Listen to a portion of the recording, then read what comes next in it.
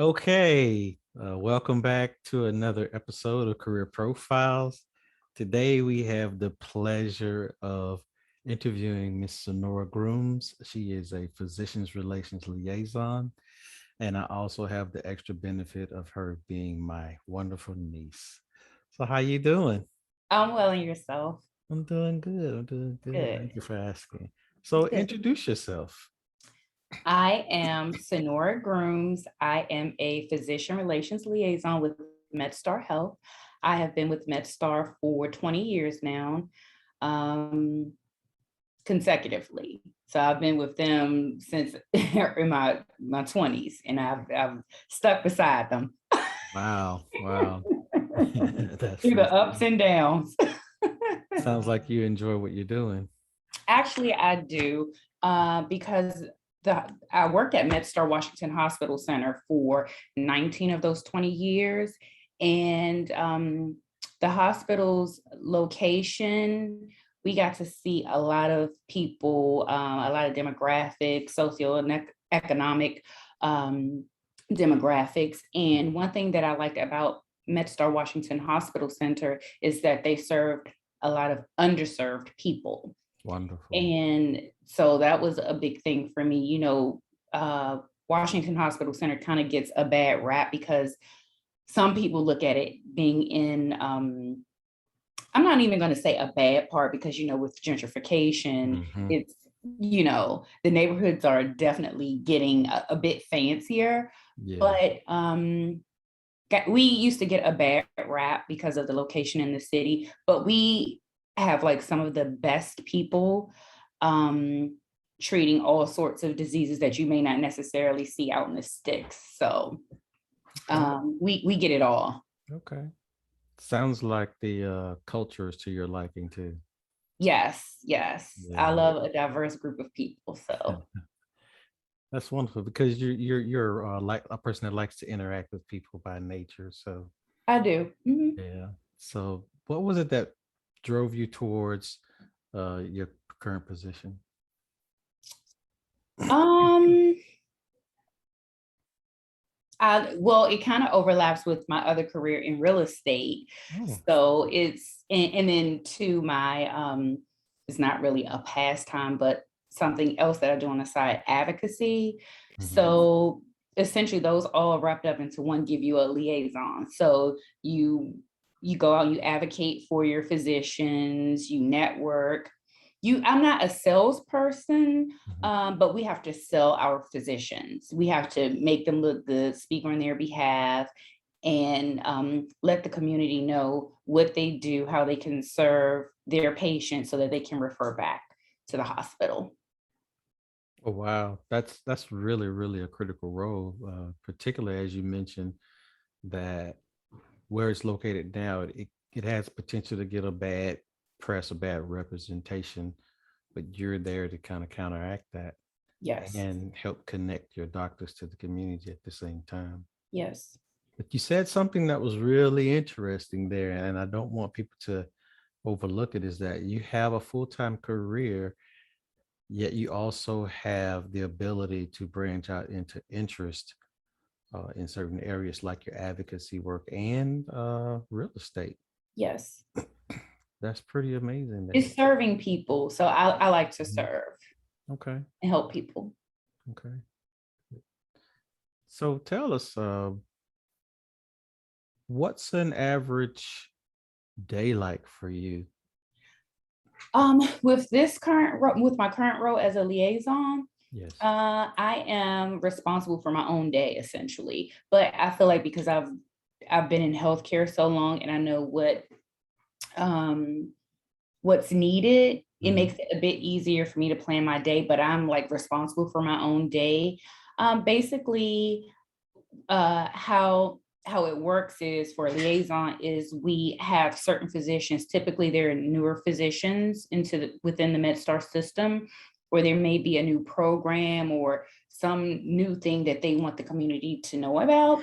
Mhm. And we basically find target areas and target people that we go out and we connect with. So essentially, I just based on those needs of my physicians, I go out in different neighborhoods, actually within MedStar and outside of MedStar. And essentially that's what I do. I mean, I guess that's not really a good description, because I can't really explain it. I'm just so used to doing it. So I really Yeah. can't say, but let me think about it because So this is important. But let me tell you what I heard. okay. What I heard was someone who has to be highly adaptive, Yes. someone that has to be mobile, Yes. very comfortable with communications and Yes. outreach, and have to have some independent leadership skills, self-discipline. That's what I heard. Yes, you do. You need all of those things because That's otherwise real.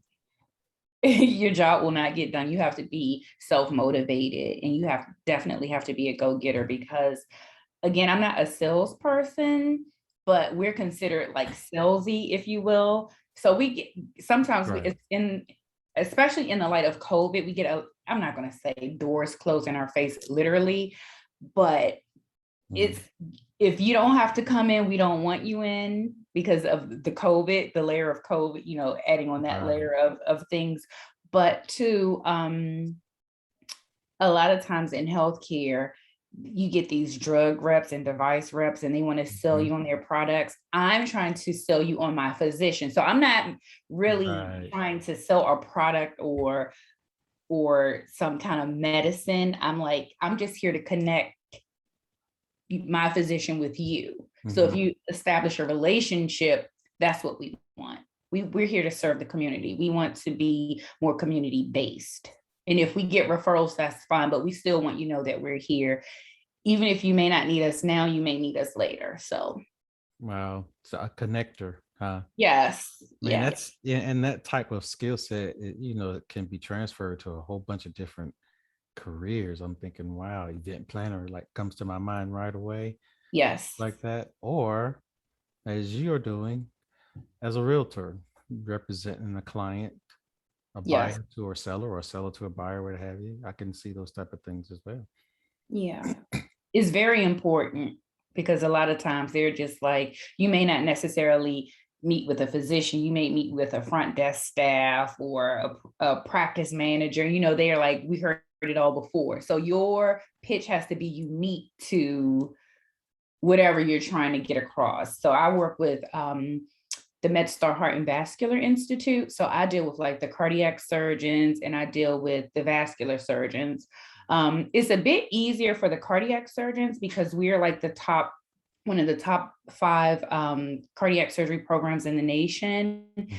And two, we have several physicians who have specialties that are not um, that you won't really find in the country. So we have people from all over the world essentially coming to us having surgery. So it's easier to quote unquote sell. I don't Right. like to use the word sell, but that's what Connector. people can, yeah. So that so that's what I do.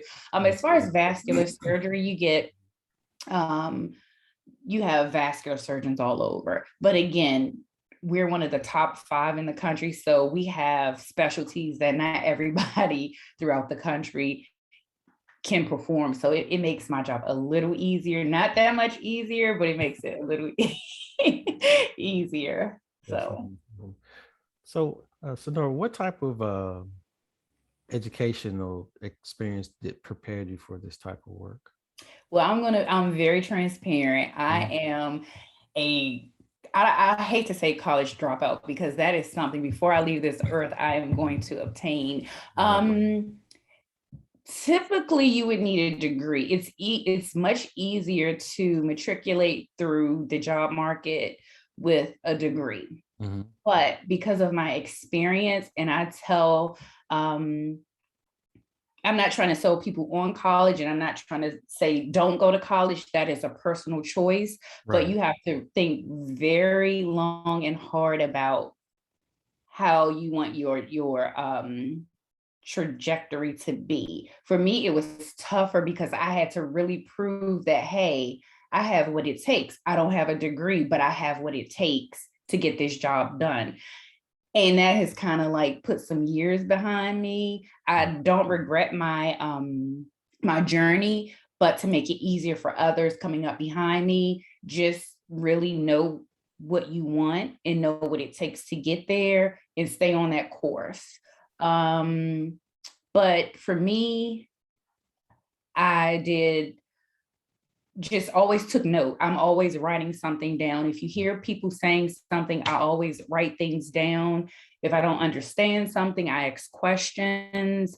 Um, build and that helps build rapports with people, because they're like, okay, this person is really interested in what I'm doing and what we're doing. So they're more apt to help you Mhm. and push you to be a better you and get the education and trainings that you need. I would go to like meetings. I didn't have to go. I mean, I'm not a doctor, but I would go to meetings. I would volunteer. And actually, how I moved up in the ranks is because I did all of those things. I would have like my AVPs coming to me saying, "Hey, would you be interested in this position?" Where I didn't even know about the job, Mhm. and they were like, "Hey, you would be good for this job," or "Can you volunteer for this society that I'm the president of?" So it's opened up a lot of doors professionally and personally. So basic, a big thing is putting yourself out there. It's been plenty of days I'm like, Lord, I'm tired. But I'm like, I know that if I put myself out there, so many more doors will open, and you will be surprised. You'll it becomes interesting. Wow. It's unique. It's like, wow, I didn't know the body could do that, or I didn't know that Mhm. this affected this. So Maybe so much to unpack there. And I want to pick back up on a couple of nuggets that you laid out there for mhm. our audience and our kids. And the Okay. first one was you said, I'm going to paraphrase, you said, count the cost, basically, understand what your trajectory is going to be and what it's going to take to Yes. get there. And is what I call count the cost. And Uh-huh. so for a lot of our young folks, that's one of the skill sets that we hope to help them kind of develop is understanding what you're getting into and what it's going to take, and then determine if you're going to really make that commitment. Yes. You have to be honest with yourself and say, hey, that might not be what I want to do, so I'm going to go this way instead. Yes. Either way, life has our challenges and things like that, and we have to be willing to navigate around those challenges or any kind of turns that life may take. Might not necessarily be a challenge, but a redirection. Right. And it sounds like that you've handled that, quite well, being able to do all those interpersonal skills that you mentioned before, asking questions, taking notes, volunteering, putting yourself out there. I mean, these are really, really critical interpersonal skills that all of our young kids really need to understand and adapt to so that they Yeah. could flow in the workplace, just like what you're Yeah. doing. Yeah. So that's pretty interesting there. I really thank you for laying that out there for, That's a big thing. I've come to learn through the jobs that I've had. I haven't had very many because I've stayed, but the more you seek knowledge, information. Oh, I've been nervous. It's not like I'll walk into a workplace and like, oh, I'm well versed in this. And I was always nervous, but don't let my biggest thing is I didn't want to let my fear Mhm. stunt my growth, like to stunt my growth. And the more you get comfortable when you continue to put yourself out there. So it's easier for you to say, hey, I'm interested in that. Can I be a part of that? And people will already know um if they've heard about you, because word of mouth is a big thing too. They're excited about it. And again, they're always willing to help you if they see interest, just a little bit of interest, and they're always willing to help you. Yeah, absolutely. And in the right cultures, Yes. just being present, just being available and curious will get you some attention that will help you grow and flourish, just like you said. I'm going to steal a quote from you. I'm just going to let you know that right now. Okay. Uh, don't let your fear stunt your growth. Okay. You're going to see that again from somewhere around Tree Council. And I really, really love that you brought that out there. And it shows in your lifestyle there. So you mentioned that you do real estate. You're also an advocate, how do you uh, prioritize your work-life balance or set boundaries so that you don't get burned out and things like that? It's hard. It takes Mhm. work. I'm not perfect at it, but I mean, you have to roll with the punches. Foremost is family. I've had to learn over the years with my son being a micro preemie. Mhm. Um, for many years, I, was worried about keeping a job so I could maintain like health insurance. And as I got older, I'm like, I had to learn my worth and my value with my workplace because they will allow, although they may love you, at Mhm. the end of the day, their bottom line is their goal. But you have to put yourself first. Um, and you have to let them know that, hey, I know my worth. Because if you don't show people that you know that you're an asset, they will you know it's just like, hey, so it's up to you to know your value. And that's when I, learned to put myself first and Mhm. my family first. So aside from like the job and the real estate, it was, I have to make sure that my son is good. So that's where the advocacy comes in, and making sure that he's good in school and doctor's appointments and holding other people accountable. Sorry, my cat is in the I background. can hear your baby back there. Sorry. It's okay. Hey, she's part of the family too, right? Yeah, yeah, she is. So, I'm gonna steal another one from you here, Okay. and that was put yourself first. And that's very important with life, because sometimes, especially when people are new to the workforce, um, they Mhm. have an indication they're vulnerable to this myth about 110% at the job and leave it all Yeah, there kind of thing. And some employers will take advantage of that and have them doing more hours than what they really should be doing in order to be seen. But there's a way yeah, to be seen and also take care of yourself, your mind, body, and spirit, you have to. and because you have to, protect yourself. And those boundaries are important. So, and I heard you say, know your value, know your worth, so that if it comes down to being able to decide on whether or It's not that easy. opportunity is there, yeah, because It's not easy. all opportunities are great opportunities when you look at them from the holistic point of view. Right. It may look good because it's satisfying, maybe say money, but at the end of the day, you sacrifice time with family, time for yourself, and things Right. like that. And so Yeah. those are really all good nuggets for our kids to hear and know and understand.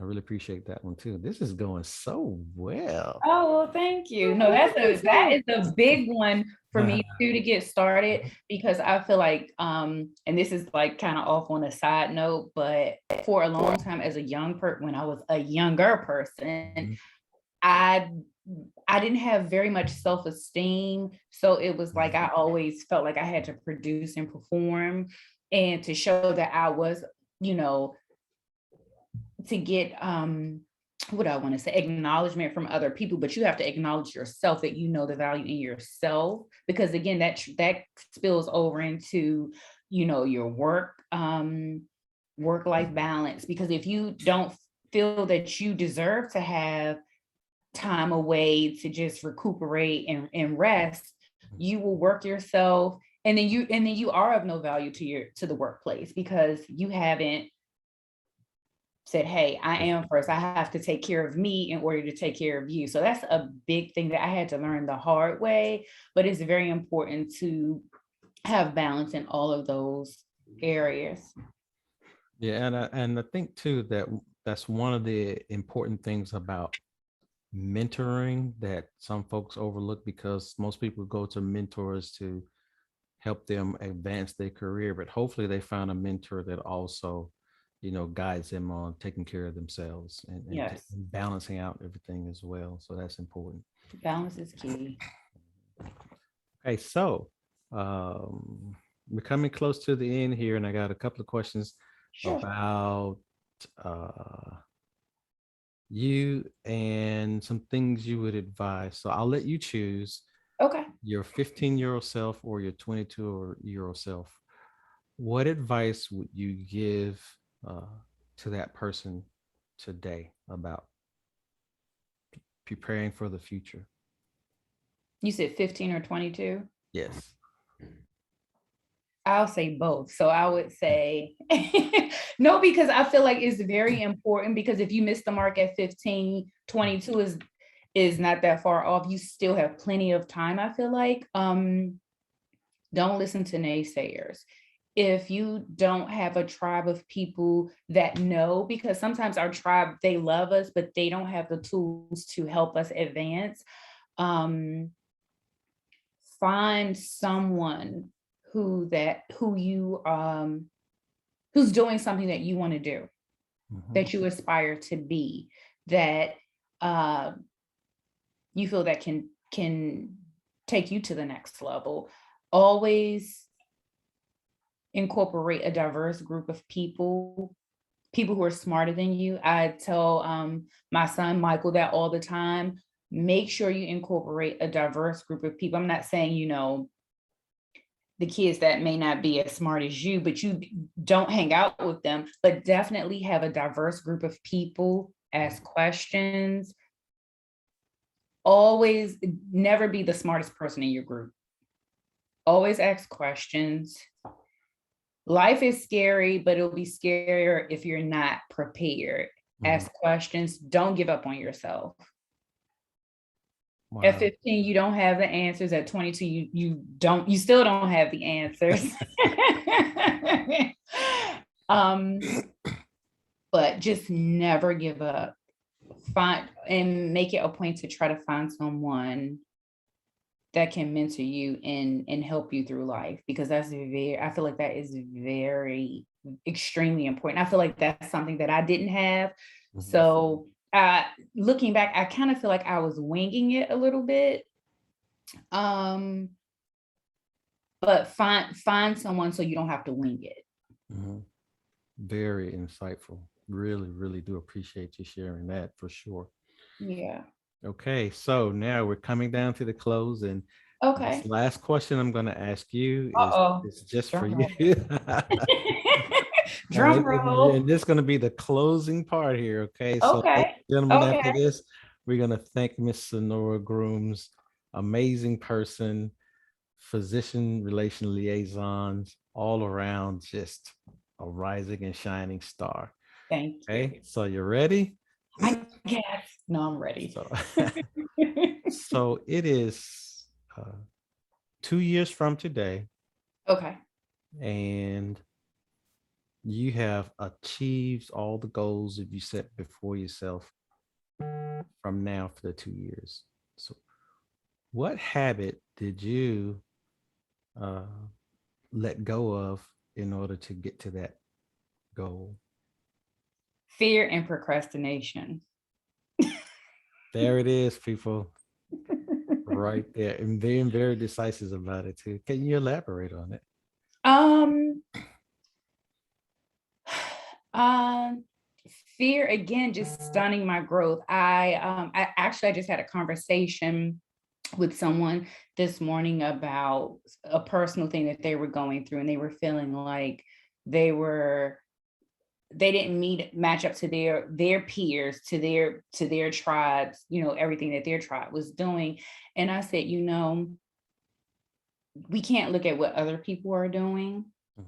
We have to look within. We have to look at what we want and what is um destined for us. Delay does not mean denial. Just because you're not where you are today doesn't mean that tomorrow you won't get there. So you cannot look at other people. Look at them for inspiration, not in judgment, not in comparison. Um, you have to be faithful. You have to stop looking at people, because that's where the fear is bred. I feel like for me personally, just saying, oh, that person is doing, A, B, and C, I aspire to be that, but do I measure up? You're wasting time trying to figure out if you measure up instead of doing the work so that you can take it to the, take it up a notch. So fear of not being successful. We all make mistakes. Mistakes, I feel like, is the building blocks for just learning and knowing, okay, this is what I should not do. I tried it this way, so let me try it this way, and it'll probably work. So I feel like learn from your mistakes. And I think that's where the fear comes in. Mhm. Making mistakes. Mistakes is what is how we learn. We know what not to do. And then you just gotta stick with it. It's not gonna come over. Success does not come overnight. It comes with a lot of work and determination. So That's so powerful. That's so powerful. Ladies and gentlemen, once again, Miss Senora Grooms, currently Physicians Relations Liaison and future motivational speaker oh, extraordinaire. you give me so much credit, but thank you. Thank you. Thank you.